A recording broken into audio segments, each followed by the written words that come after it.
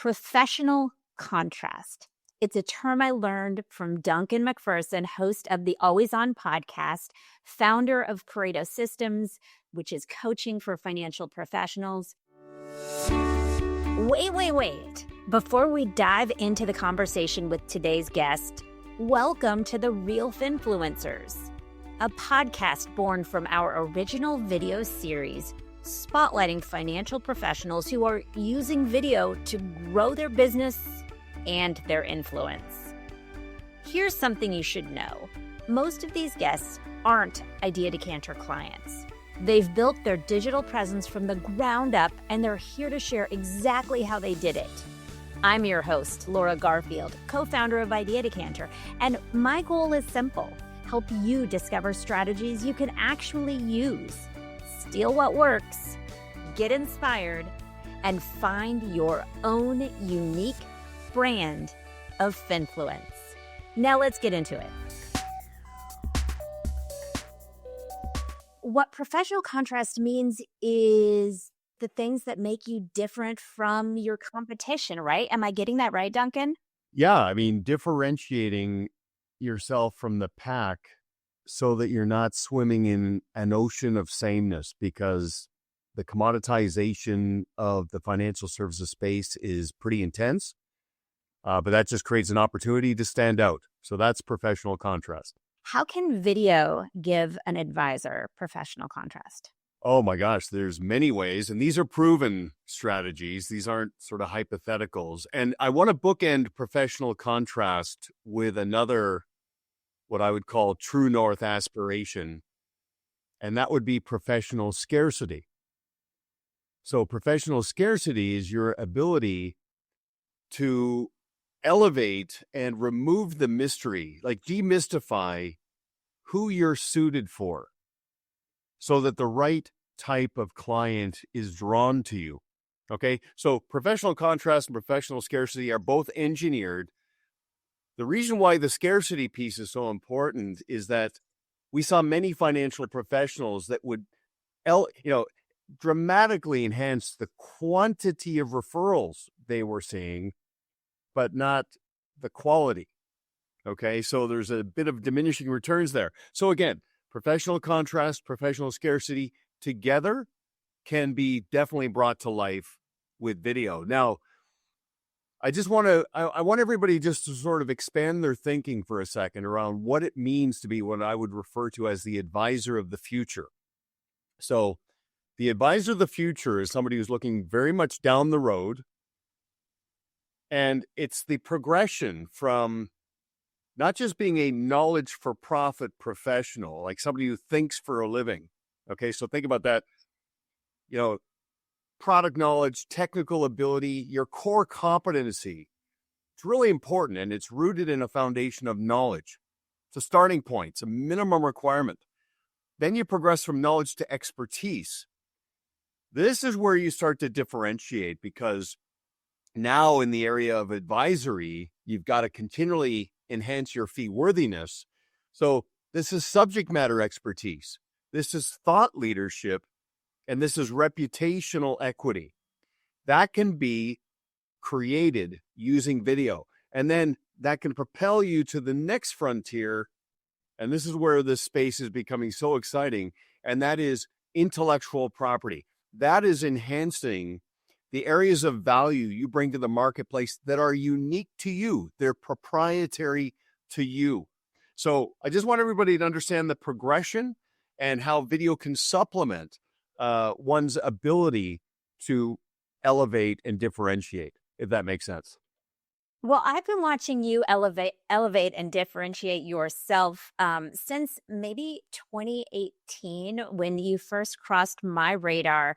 You were doing video back then. You are doing video now. How has the video you've been doing evolved? Well, yeah, great question. And a lot of it is mileage and just consistency, sticking with it, but also demonstrating innovation and the fact that this is not on trial. I mean, there are a lot of things in life you cannot learn in a simulator. They can't be theoretical. They have to be from the field. They have to be real. They have to be proven.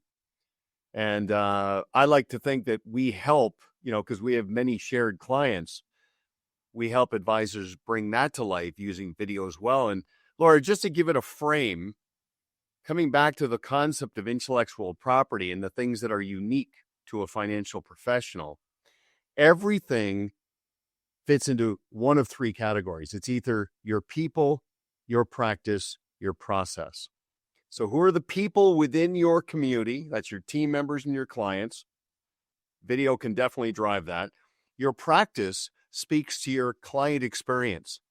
What it means to be your client has nothing to do with an outcome or return of a product. It's everything about belonging to your community. That's your practice, and that's your process. That's the fluid and dynamic, panoramic and all-encompassing way that you put all the pieces of the financial puzzle together. So when it comes to narrowing down on what videos to create as a financial professional, I think it's, do video around your people, your practice, and your process. And we can get into the weeds on that if you want. Well, let me share your LinkedIn page, because this establishes in some ways your legitimacy, your position as an expert when it comes to really knowing what you're doing on social media, because you hit Duncan's profile and he's got more than 30,000 people out there following him. And I would guess that the bulk of them are financial advisors.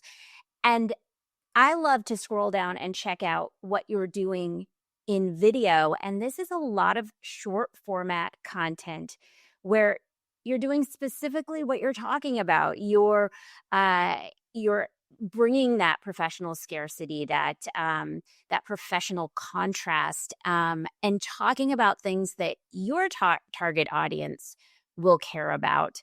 What are you doing here that an advisor could follow? Okay, well, first of all, the mindset around content marketing is to be completely at peace with outcomes and to really immerse yourself into the concept of cause and effect. Good activity, good quality, consistent activity will eventually lead to measurable productivity. But you have to detach yourself from an expectation of when that will happen and just keep your head down and keep at it. Be pure, be authentic.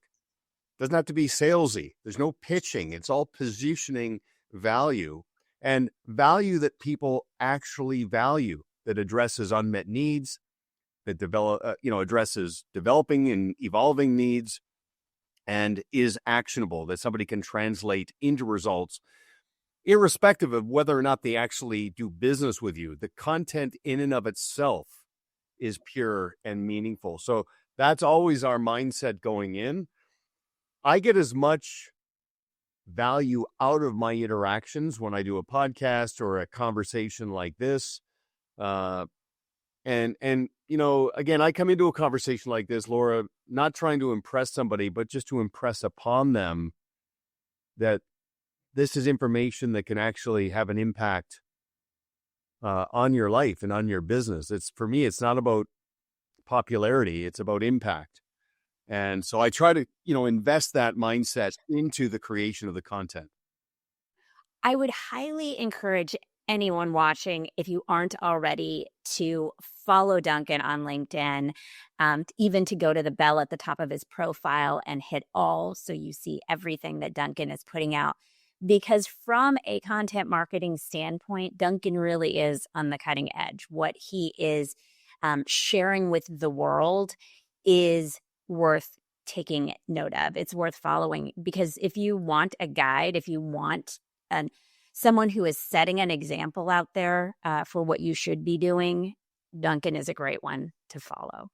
Well, I appreciate that. Thank you very much. And one thing I'll say, and I know you know this, one of the most powerful things about video from a client acquisition perspective is that it's always on. It's evergreen. It lives 24/7 in your various formats and mediums. But it enables you to stop going out and trying to find new clients. and rather be found by prospective clients. If you will create content on video as a messenger with a good message, just really, really pure and meaningful, it will create predisposition. It will put people in your funnel. And if you think about the progression, Laura, every client that consumes your content is a potential advocate. The content, the video, becomes a bridge to make it easy for them to introduce you to a friend or a family member. If you have a client that has so much conviction about your value, the bridge for them to make an introduction, if they feel compelled to tell a friend or a family member or a business associate, hey, you should watch this video that my financial advisor created. It's a very, very low friction, low risk commitment for that prospective client. And it just puts them in the funnel. And then you can move them through the pipeline to your fit process to determine if they would entertain the idea of becoming a client. But I just want to say this, that every prospective client that you interact with is comparing and contrasting you to their current advisor, potentially the one they're thinking about leaving, and every other advisor that they're interviewing as part of their due diligence. And there's an old expression, for you to get hired, someone's got to get fired. So video becomes an incredible wedge in using stewardship, not salesmanship. You're not pitching, you're positioning your value and letting people come to their own conclusions on their terms. And then they can raise their hand, opt in, and say, tell me more. And that's the beauty of the funnel and the pipe, and video can supplement that beautifully.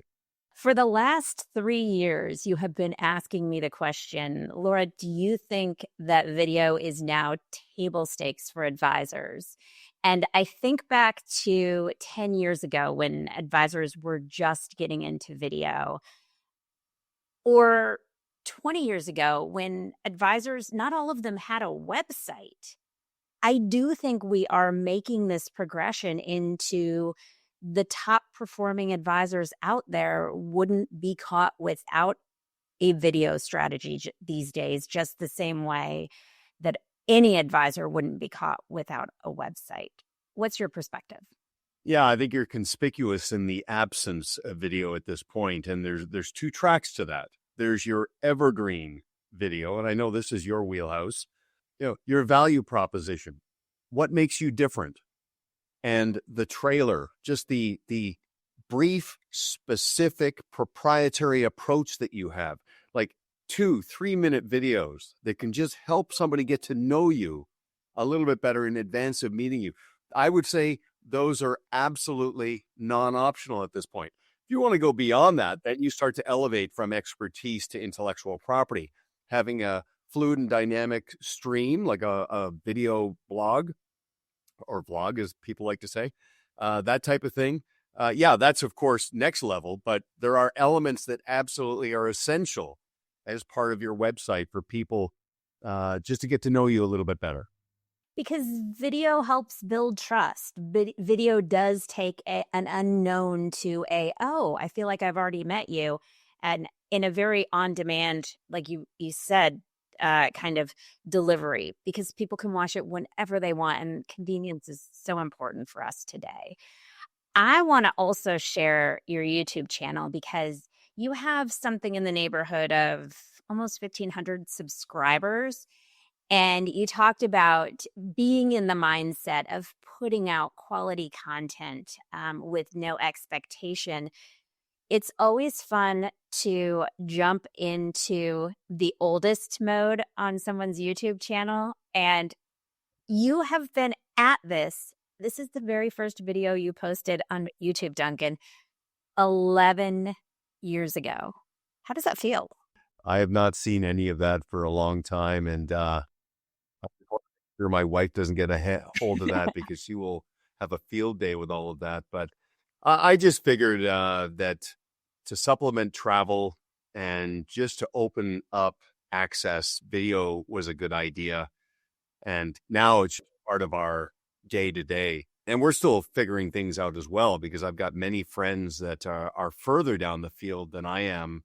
And they've really cracked the code. And, one of the things with video is the concept of permission marketing, which means you might have 30 or 40 minutes worth of content to relay. But when somebody clicks on a video and sees that it's a 38-minute time commitment, they might just move on. When you extract a 1 or 2 minute hook from that video and let them kick the tires a little bit and then opt in, that's a really good best practice, just to, take into consideration.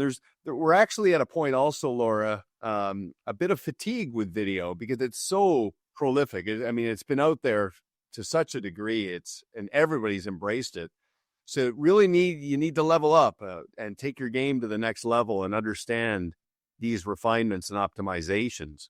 The beauty about Idea Decanter is that they take you to the red zone with all of the heavy lifting, and just allow you to convey the message you want. And then they, of course, can tweak it and help you with the deployment. And that is a big, big deal.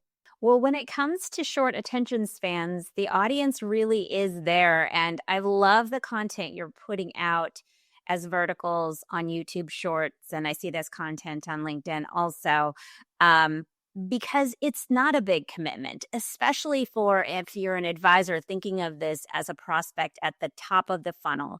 You're not asking for much of their time. Under 60 seconds is something someone can give you. And the more you can touch them at that range, then you're driving them into the middle of the funnel where they are interested. They have become curious about finding out more. And Duncan, you're doing some of both of that, right? You have short format content, you have your longer format podcasts, you do webinars. So you're hitting the top and you're hitting the middle, right? Yeah. And to your point about leaving them wanting more, like not feeling like you need to bombard with all of it. Just let them get comfortable with what it is you're saying, and then let them opt in, and you follow their lead, and they can go and find more information. And it's interesting. We have people who have been following us for years who have said, I feel compelled to engage with you now because I'm so comfortable with your philosophy and your approach, and have actually taken some of your best practices and proven strategies from the video and deployed it and got a result. So I figured, okay, if I'm going to DIY it, what would happen if I had an accountability partner to actually lean on me to get to the next level? So you play the long game, you be respectful, the stars are going to align. That's so important for advisors who are worried about educating too much. Do I give too much information away? What you just said, Duncan, is incredibly valuable because there really isn't too much anymore. Eventually, the right fit prospects do realize, hey, this isn't something I want to DIY. This isn't something I want to do on my own.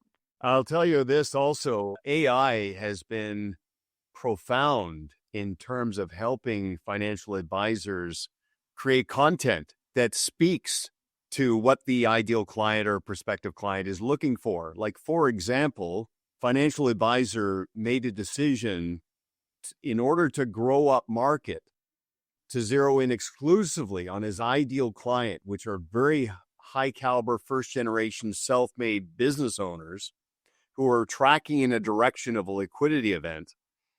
So this advisor decided to grow up market to be all things to those people and respectfully grow down and disassociate from clients that were not a good fit. He then started going, this is a very good exchange we had, going on to AIs, and he started looking at his value through the lens of that addressable audience. He started asking AI questions as if he were the prospective client, okay? So he would say, I'm an affluent investor. I've just sold my business. I'm leaving my current advisor. I'm about to meet a new advisor. What questions should I ask to see if there's a good fit? You wait a couple of seconds and wow, all kinds of insights are like for example, one of the things AI said was ask the advisor how many clients he or she has. If they've got too many clients, that's going to dilute the consistency of the client experience.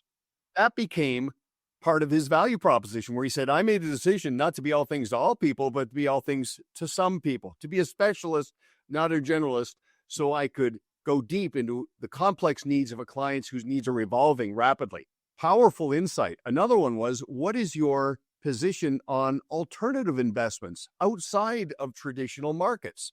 He created a video about talking about the panoramic array of investment opportunities, and he just created a very unique scenario around what an affluent investor is contending with in terms of opportunities in the marketplace. Very, very interesting, of course, within the confines of compliance. But when you see your value through the lens of the ideal client, it helps you shape messaging that will actually speak to them. The second thing I'll say on this, Laura, and this has been profound, is letting clients tell your story on video. I mean, advisors spend so much time shaping how they're perceived in the marketplace. That's very important, the perception. But what about the perspective? Let clients tell the world what it means to be your client. Now that the guardrails are in place regarding client testimonials, capturing and memorializing how a client feels about you and how you help them navigate through a critical life event or moment of truth that occurred in their life, their persuasive impact is profound. And so that is, again, back to your point about non-optional client testimonials, the proportion. I mean, there's an old saying, facts tell, stories sell. Let clients tell a story about how they became your client, what it means to be your client, the impact you've had on their family, the liberation and order you've created for them. Nothing promissory, just the energy of that client experience. That is profound. Yeah, the power of social proof can't be overstated. And when you are looking for the best people to interview for that kind of content, you always want to think in terms of your ideal client, those right fit clients, because if you can get a client to talk about your value and other people will see them and associate with them, then you are 3 steps ahead of the game. Duncan, I want you to imagine for a moment, we're back in 2014, and you make the opposite decision with video that you made. Instead of going all in, you decide, I'm not going to record any videos for Pareto Systems, for my profiles. How different does your business look? I think embracing video, among other things, helped me achieve plateau avoidance. And by that, I mean, it forced me to keep working on myself and on my business, having conversations, interactions with people, doing the research, being uncomfortable with being in front of a camera, with or without a teleprompter, trying to convey a message and then looking at that after it's been laid down and just going, oh my gosh, like the cringe level is sky high. If I have any hope of achieving self-actualization, right, the best version of myself, I've got to break out of the status quo. Video played a role in that. I mean, research, development, personal, professional development. That's a very qualitative byproduct of embracing video. In terms of business development, you know what, Laura, I'm at a point now where to keep my business growing, I get on an airplane because I want to, not because I have to. I'm found by prospective clients. I don't have to go out and stir the pot. That's just a bonus now. So I could go on, but I think those are two of the big dynamics: the liberation and order, and the pursuit of self-actualization. That's been profound. It's kind of mind-blowing to hear you say that anything you've ever done is cringeworthy, because I watch your content and think, wow, Duncan is so smooth. Duncan really knows what he's doing. He's so comfortable on camera. And I think that is a really valuable message for advisors out there, because it can hold you back, that fear of this video not being great enough. And you just simply can't get better without doing it over and over and over. If I could say one thing to tip somebody over about video who's maybe on the fence, embrace this simple notion. Done is better than perfect. Just get it done and just buy into the concept of incrementalism. Your skills, your confidence, your persuasive impact will compound gradually over time. And you'll get to a point where it's not cringeworthy to yourself. You'll get to the point where you're getting great feedback and meaningful results from your video, but you've got to start. So just be at peace with the outcomes. Done is better than perfect. Duncan, thank you for that advice. Thank you for joining me today on The Real Finfluencers. Remember, if Duncan can do it, you can do it too. And if you're looking to build authority and grow your practice with video, but you need some help, that's what we do at Idea Decanter. Oh, one more thing. If you're not already part of Idea Decanter's Real Finfluencer community, now's your chance to join us. Head to ideadecanter.com/join, and you'll be in. You'll get early access to advisor video tips, invites to exclusive events, and behind-the-scenes insights that you won't find on Google or even on ChatGPT. Whether you're just video curious or already knee-deep in content creation, this is the place to grow your influence with video. Don't miss out. And thanks so much for listening to The Real Finfluencers.